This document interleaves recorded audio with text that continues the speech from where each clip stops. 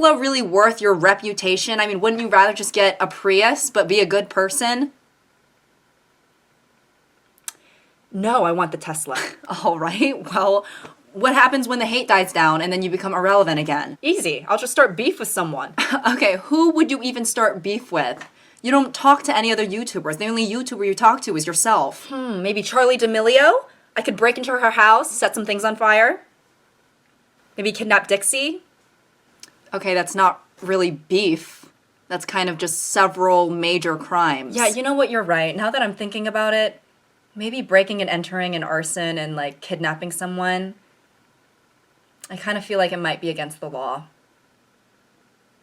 Yeah, And they probably wouldn't let me vlog in jail, right? I don't think so. Maybe I could start a boxing career. You know, I could fight one of the Paul brothers. You want to box one of the Paul brothers. Yeah, I mean, it would gain me a lot of popularity. And I mean, how hard could it be? Okay, well, you're not very strong. What do you mean I'm not strong? I can lift up my suitcase into the carry-on compartment on an airplane, even though my arms do tremble a lot and I do hold up the line quite a bit because it does take me a very long time. But I can do it all by myself with the assistance of another person. You arm wrestled my niece and lost. To be fair, she was very strong. She's 6. But she had like 4 pixie sticks beforehand, okay? So she was basically like a gremlin on meth. Oh my and God. You know what?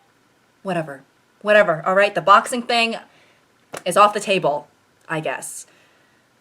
God, being a YouTuber is so hard. I should have just taken that position at NASA. It would be so much easier. Okay, don't be so dramatic, okay? Just keep working hard on making quality content and focus on gaining subscribers in the long run instead of using a shortcut.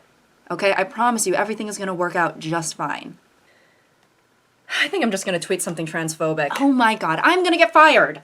Now, I feel like we can't talk about YouTube scandals without also bringing up cancel culture. Now, people like to debate whether cancel culture is real or not, and in my personal opinion, it is real. You know, I think that it's a real phenomena that has, you know, implications and effects on people. So, you know, therefore it is real. However, I do agree with the fact that I think cancel culture rarely ever actually ends someone's career. When we look at the YouTubers who have had some of the biggest scandals, like, you know, Logan Paul, Shane, James, Jeffrey, David, you know, they're all pretty much still doing the exact same thing that they were doing before. You know, they're all making content, or they were, you know, they're planning on making more content. Or even when you look at Hollywood and the music industry, you know, Chris Brown is still making music, Woody Allen is still making movies, Louis C.K. is still doing stand-up. You know, it's like, yes, they were canceled, but were they really? And that's why there always seems to be this kind of redemption arc. You know, someone gets canceled, but then enough time passes by that people kind of just sweep their mistakes. Some of these things aren't even mistakes. Like Woody Allen literally married his daughter. Not really a mistake. Seems pretty intentional to me. But sorry, we're talking about YouTubers. You know, when people make their mistakes and then it's kind of swept under the rug and people are on their side again, they're just able to create like they were before.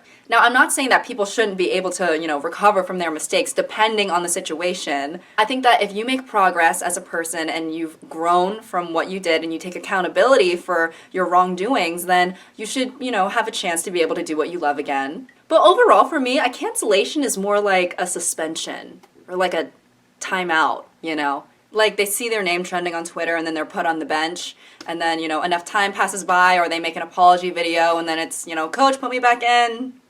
Like, I'm ready to play again. Where are my sponsorships? I feel like YouTube is really one of the only jobs where you can just continually mess up, and as long as you apologize, it usually won't cost you, like, your entire career. Like, could you really imagine that happening at any other job? Now, I had to call for this meeting because these are very serious matters. Okay, our institution does not tolerate any racism, any sexism, any homophobiaism, or any other type of ism, okay? Yes, ma'am. Yes, ma'am. Your behavior is a disgrace. Not just as an employee, but as a human being. I'm really sorry. I swear it was a mistake. You stood up on a counter and performed slam poetry about how much you hate Mexicans, and then you started throwing loose tortillas at our Hispanic customers. You just accidentally wrote an entire performance piece with choreography about how much you hate a certain ethnicity, and then just accidentally brought loose tortillas to work to throw at people on accident? Yes, You're fired. What? No, please, please. I promise I will never do something like that again. I am a changed woman, I swear. Please, please, I promise I've changed. I'll never do it again, please.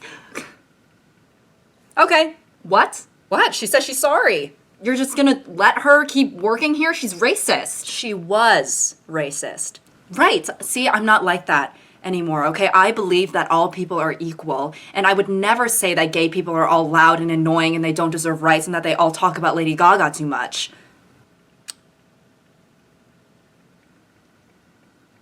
What? I said that all people are equal. Right, but then you said all that weird stuff about gay people. Yes, that was weird. I said that I would never say that gay people don't deserve rights. Why? Do you guys think that gay people shouldn't have rights? No, of course not. Great, then we all agree. Gay people should have rights. Yes. The right to go straight to hell. No! Okay, you're fired again. What? No, please, no, I'm sorry. Please, I'll never do it again. All right, well, you're hired. Yes, oh my god, thank you. Thank you so much. You know what?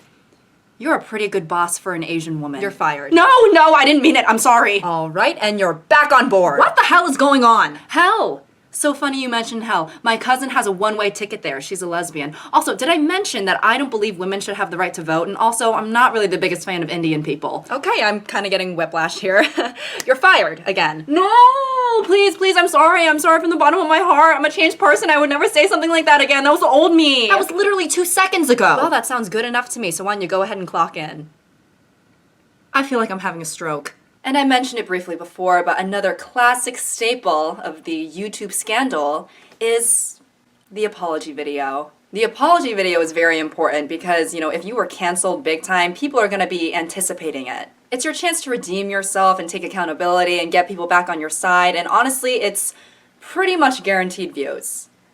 It's honestly kind of unfortunate that it's distasteful to monetize apology videos because you would make so much money. I mean, apology videos and we broke up videos, I mean, that's guaranteed bank. And because apology videos are such an important part of the redemption arc after cancellation, I feel like everything a YouTuber does in an apology video is very, very calculated. You know, every little sigh, every moment of teariness, every time they, you know, look down, I feel like it's all done intentionally. Honestly, I wouldn't be surprised if most YouTuber apology videos had a director.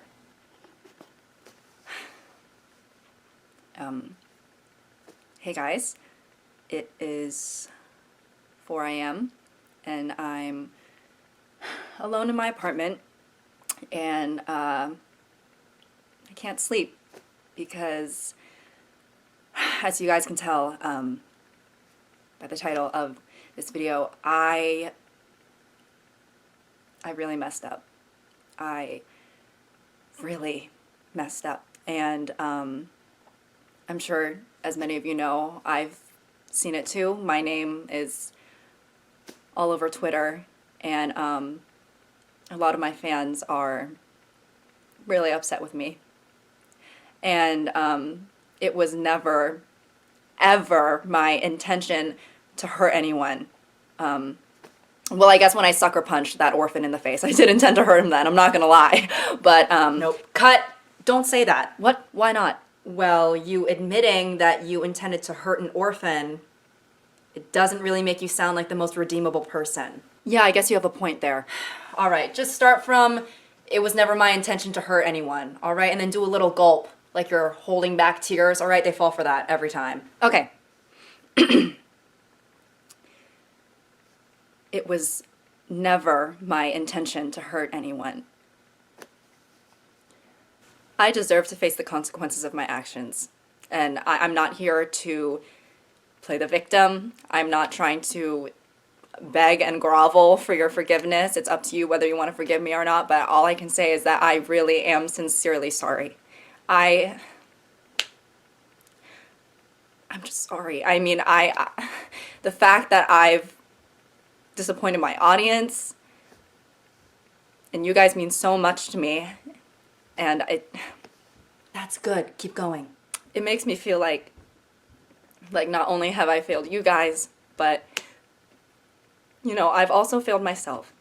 And it's really hard. It's really hard, and I can only just promise you guys that I will do better.